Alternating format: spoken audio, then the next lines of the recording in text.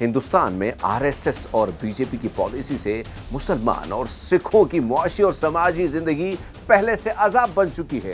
اب یہی دہشت گرد ان سے ان کے دین اور مذہب کا اختیار بھی لینا چاہ رہے ہیں۔ السلام علیکم، ست شری اکال، نمسکار، آداب۔ میں ہرمیت سنگھ ہوں اور آپ دیکھ رہے ہیں وائٹ نیوز۔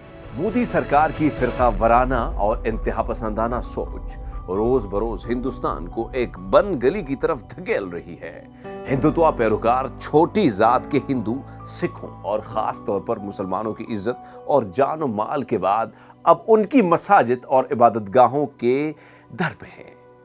22 مئی کو دلی میں انتہا پسند برہمن سپانسر دہشت گرد تنظیم راشٹریہ سوئم سیوک سنگھ کے زیر اہتمام ایک تقریب سے خطاب کرتے ہوئے آسام کے وزیر اعلیٰ ہمانتا بسوا سرما نے مدارس کے خلاف ہرزہ سرائی کرتے ہوئے کہا کہ نہ صرف مدارس کا وجود بلکہ لفظ مدرسے کا استعمال بھی ختم ہو جانا چاہیے۔ مدرسہ سب विलुप्त हो जाना चाहिए, नॉर्मल एजुकेशन होना चाहिए और घर में आप खूब आपका धर्म पुथी पढ़ाइए।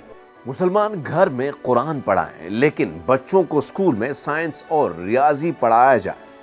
جب ہم یعنی BJP اقتدار میں آئی تو ہم نے محسوس کیا کہ ریاست کا پیسہ کسی خاص مذہب کی مذہبی تعلیم پر خرچ نہیں ہونا چاہیے۔ یہ بیان BJP کے ایک ایسے وزیر اعلیٰ کی طرف سے آ رہا ہے جو سرکاری اسکولوں میں مہابھارت اور رامائن کو لازمی قرار دینا چاہتا ہے۔ سوال یہ ہے کہ ہندوستان کی ریاست کے پیسے میں کیا مسلمانوں اور سکھوں کا کوئی حصہ نہیں ہے؟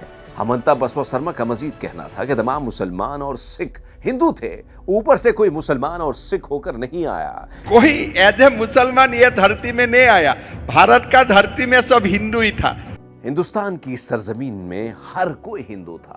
اگر کوئی مسلمان یا سکھ کا بچہ بہت ذہین ہے تو میں اس کے ہندو ماضی کو ہی کریڈٹ دوں گا۔ اگر کوئی مسلمان بچہ بہت زیادہ میریٹریس ہے، I will also give a part of credit to his Hindu past۔ Hindustan میں RSS اور BJP کی پالیسی سے مسلمان اور سکھوں کی معاشی اور سماجی زندگی پہلے سے عذاب بن چکی ہے۔ اب یہی دہشت گرد ان سے ان کے دین اور مذہب کا اختیار بھی لینا چاہ رہے ہیں۔ یہ بھارتیہ جنتا پارٹی کے نیتاؤں کو آخر ہو کیا گیا؟ وہ دیش میں آخر بے روزگاری پر، مہنگائی پر، بھوکمری پر اس پر بات نہیں کرنا چاہتے، اور مندر پر، مسجد پر، مدرسوں پر، اذان پر، ہنومان چالیسا پر اسی پر بات کرتے ہیں۔ یہی وجہ ہے کہ PDP رہنما محبوبہ مفتی نے ایک بیان میں کہا کہ یوں لگتا ہے کہ مختلف وزرائے اعلیٰ میں مقابلہ چل رہا ہے کہ کون مسلمانوں اور سکھوں کو سب سے زیادہ ہراساں کر سکتا ہے۔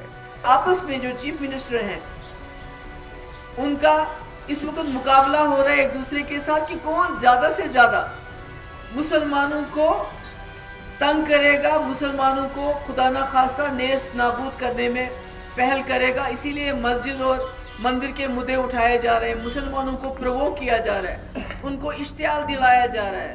ہندوستان کے اس گھٹن زدہ ماحول میں سوال بین الاقوامی برادری اور انسانی حقوق کی تنظیموں سے بھی بنتا ہے کہ ہندوستان میں بسنے والے مسلمانوں اور اقلیتوں کے لیے ان کی جانب سے آواز اٹھانے میں اتنی تاخیر کیوں ہو رہی ہے؟